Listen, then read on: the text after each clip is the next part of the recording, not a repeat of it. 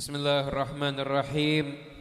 Alhamdulillahi rabbil alamin. Allahumma salli wa sallim ala sayyidina Muhammadin miftahi babi rahmatillah adada ma fi ilmillah salatan wa salaman daimaini bidawami mulkillah wa ala alihi wa sahbihi wa man walah. Assalamualaikum warahmatullahi wabarakatuh.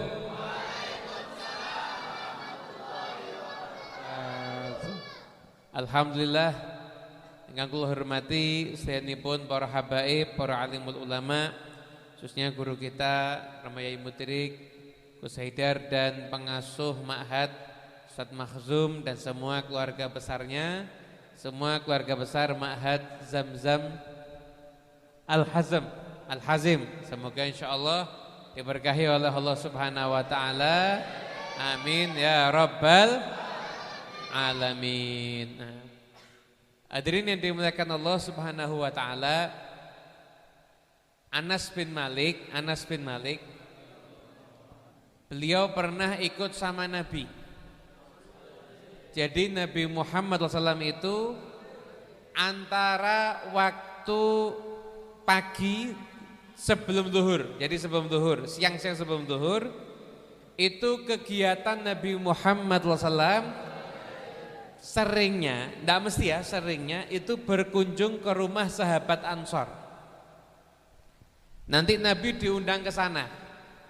Sampai di sana rata-rata sahabat itu minta Nabi sholat di rumahnya. Nanti Nabi nanya, kamu kepengennya saya sholat di mana? Nanti kalau sahabat tunjuk tempat pojok, ya nanti Nabi sholatnya di pojok situ. Nanti sahabat itu kalau Nabi sholatnya di pojok, mereka setiap sholat di rumah ya sholatnya di pojok itu. Karena dulu itu para sahabat rata-rata sholat sunnahnya itu gak di masjid, tapi ada di rumah. Kalau kita sholat sunnahnya di rumah, insya Allah lupa. Makanya di masjid sekalian gak apa-apa ya. Karena lebih afdal mana? Lebih afdal sholat sunnah itu ada di rumah. Kenapa kalau lebih afdal di rumah? Satu, biar tidak riak. Jagani hati. Kalau sholat di masjid kan nanti bisa riak. Loh, aku sholat sunnah toh. Yang itu kan enggak, kan bisa begitu. Yang kedua, biar rumahnya kecipratan berkahnya sholat. Jadi Nabi SAW itu kalau antara waktu sebelum zuhur biasanya berkunjung ke rumah sahabat. Seringnya sahabat Ansor sih. Nanti Nabi sholat di sana, minta sholat, nanti sholat ditunjukkan tempatnya di sini. Nabi SAW sholat di situ. Kadang-kadang ada yang jadi makmum di belakang Nabi. Makanya sholat duha itu sunnahnya memang sendirian. Tapi kalau ada yang ikuti berjamaah maka hukumnya tetap sholatnya itu sah. Tapi kadang-kadang ada saja sahabat yang ikut begitu, mungkin ya karena saking semangatnya nggak dilarang juga sih sama Nabi. Terus sholat. Selesai sholat Nabi biasanya dikasih jamuan makan. Jamuan makan. Nah, itu Anas bin Malik lihat. Anas bin Malik itu tidak begitu hobi makan labu. Tapi Nabi SAW itu kalau makan itu nyari labu. Ya misalkan kan masakan taruh tempat kan nanti biasanya labu itu diambili sama Rasulullah.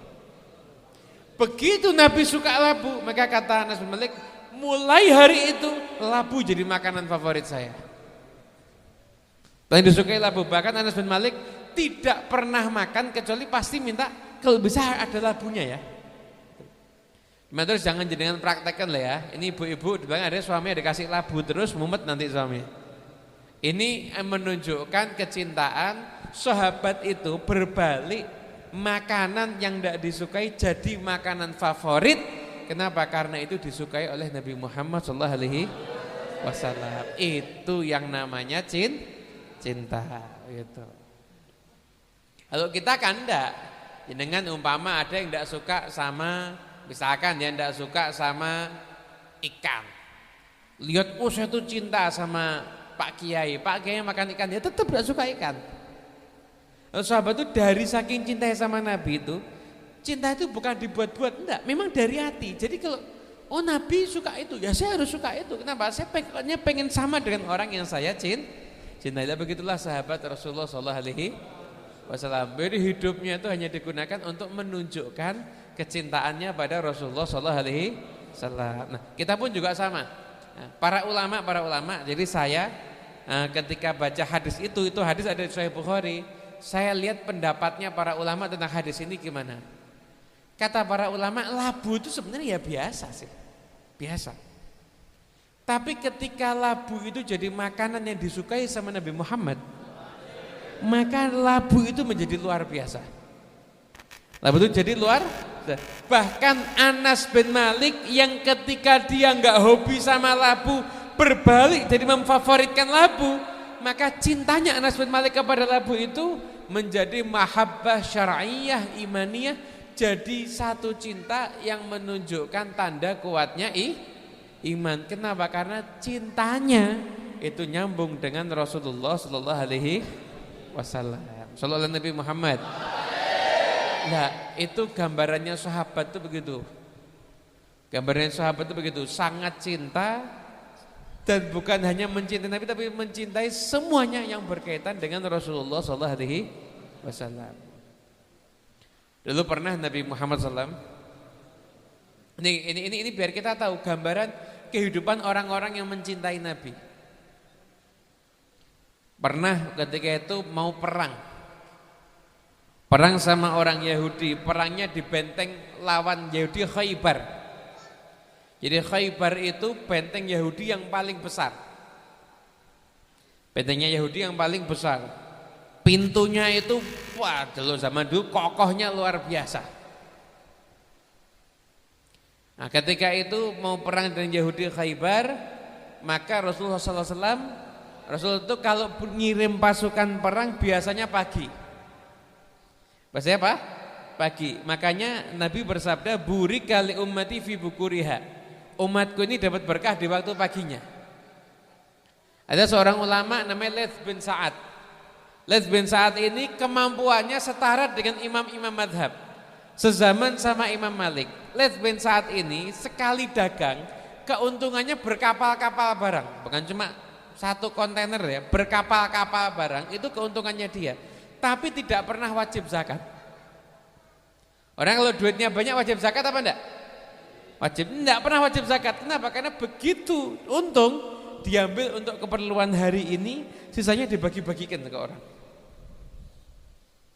Bahkan Imam Malik itu sempat sering dapat kiriman dari Laits bin Sa'ad.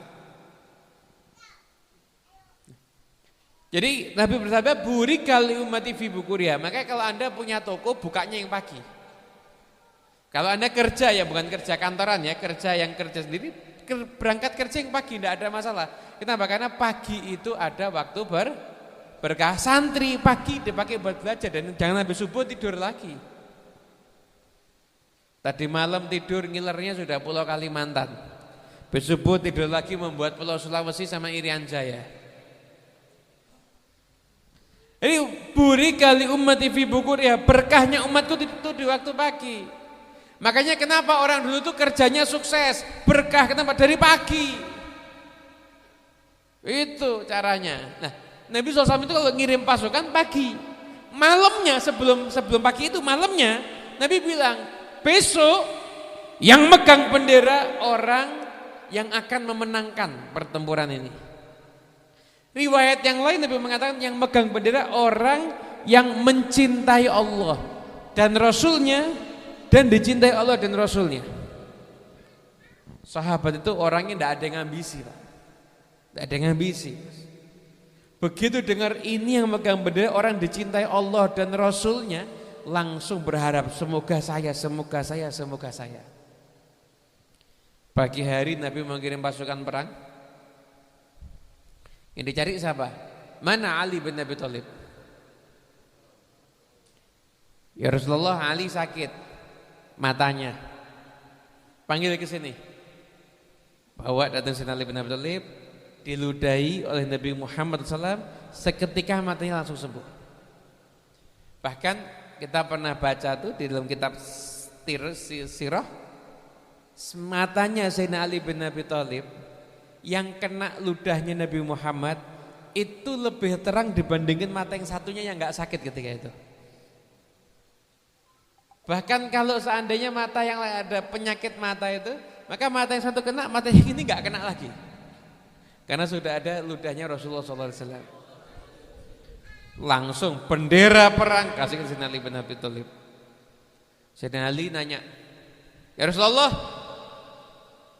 saya perangi mereka sampai mereka masuk Islam ya?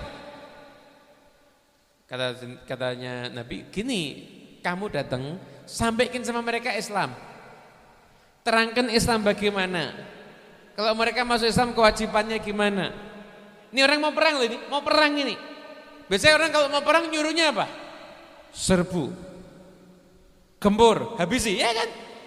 Ini menunjukkan apa? Islam itu bukan agama perang. Ini mau perang, Sayyidina Ali bin Abi Thalib mau perang, mesti dia dikatakan sama Nabi, nanti kamu sampai sana ajak masuk Islam, terangkan Islam, terangkan kalau kamu masuk Islam itu kamu akan begini, kewajibanmu itu cuma ini, kan gampang. Sholat 5 waktu, punya harta 1/4, udah 0,5% buat zakat, kan gampang itu. Terangkan tentang Islam dulu. Kata Nabi, la ayyahdiyallahu bika rajulan khairun laka min humurin na'am. Seandainya satu orang aja masuk Islam berkat kamu, dapat hidayah Allah berkat kamu, lebih bagus daripada kamu sedekah dengan unta merah. Unta merah itu sekarang dijual harganya ratusan juta. Kamu sedekah mengumpulkan duit ratusan juta, kalah dibandingkan satu orang dapat hidayah dengan sebab kamu. Jadi mau perang aja itu nasihatnya disuruh dakwah dulu. Kalau dakwahi mau nggak pakai perang. Bayangkan nih, datang ke sana Sayyidina Ali bin Abi Thalib, disampaikan semua yang disampaikan oleh Nabi Muhammad SAW. Ternyata tetap nggak mau masuk Khaybar itu bentengnya besar. Jadi kalau mereka kaum muslim itu setiap maju dipanah, di atasnya itu ada tim pemanah begitu. Dia maju dipanah begitu. Bentengnya ini ditembus nggak bisa. Akhirnya Sayyidina Ali bin Abi Thalib berusaha menembus sampai di depan benteng persis. Itu bentengnya dijebol dengan oleh Sayyidina Ali bin Abi Thalib. Dijebol bentengnya, yang satu dipakai buat tameng. Jadi tamengnya itu bentengnya itu. Akhirnya kocar-kacir orang Yahudi, kaum muslimin masuk dan akhirnya mereka kalah, tumpas. Waktu itu ditumpas orang Yahudi, puncaknya di Khaybar itu kalah langsung, habis bersih sudah. Ketika itu Sayyidina Ali bin Abi Thalib selesai perang, bentengnya ditaruh. 40 orang ngangkat nggak kuat, ini bisa bayangkan. Sayyidina Ali bin Abi Thalib satu orang ngangkat, cuma tangan satu. Ini taruh 40 orang ngangkat, nggak ada yang kuat, nggak ada yang kuat. Nah, itu kenapa? Inilah sahabat Nabi Muhammad SAW. Kekuatan mereka itu karena kecintaan mereka kepada Nabi Muhammad SAW. Makanya rugi kalau kita nggak cinta kepada Rasulullah SAW. Ini cerita kedua ya. Cerita yang kedua. Sekarang cerita yang ketiga. Cerita yang ketiga apa? Wallahu a'lam, saya juga masih mikir ini. Cerita yang ketiga ini pokoknya hasil saya kalau bulan Rajab kan saya baca Bukhari di Masjid Riyadh.